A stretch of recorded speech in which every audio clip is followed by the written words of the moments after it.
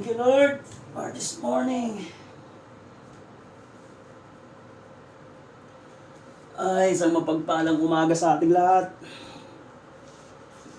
Ganda ng buko, parang Dragon Ball, oh. Yan. Nakalagay dun sa weather, dito sa Japan,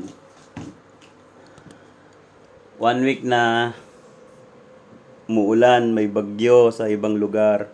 Pero parang napapansin ko, oh, gumaganda ang panahon at umaaraw. Ayan, tingnan natin. Oh, ha? Ang init nga. Grabe, mainit nga. Kagising ko lang. Good morning everyone. Sana magandang gising nyo. Ako parang medyo okay din kasi hindi ako pumasok ng isang araw nung nakaraan kasi masama talaga yung pakiramdam ko. Minsan kahit gusto mong pumasok, hindi mo kakayanin. Sinasabi ng utak mo, ng puso mo, ng sarili mo, pagod ka, magpahinga ka muna. Pero alam mo yon, yung minsan iniisip natin kasi sayang. Pero isang pang-aabuso sa katawan yun na parang gusto mong sumuko, di ba? Pero sinasabi rin ng minsan ng sarili mo, no choice ka. OFW ka eh. Kailangan mong magtrabaho para sa kanila, no? So, yung washing machine ko nga pala, nagtataka ako bakit hindi namamatay yung tubig. Magdamag, pero buti hindi bumana.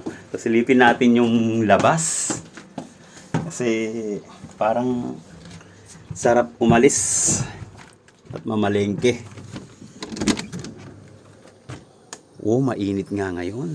Nakalagay kasi sa weather, maghapon ulan. Siguro mamaya. Oh.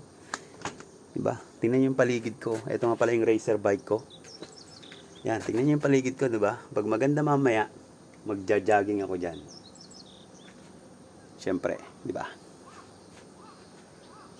Thank you, Lord. Ganda ng panahon ngayon, I think. Huwag tayong mawalan ng pag-asa. Laging may magandang bukas na naghihintay para sa atin. Diba? Ayun nga, nagbabike sila, oh. So, yun lang. Kailangan ko magluto ng aking breakfast. Mag-milk.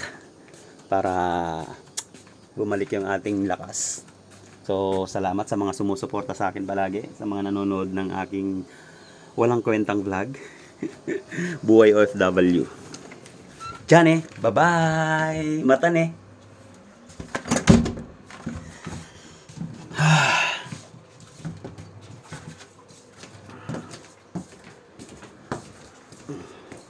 Oh, nagip nyo ba? Yun yung mga brief ko. Nakasampay doon, oh. Okay, bye-bye guys.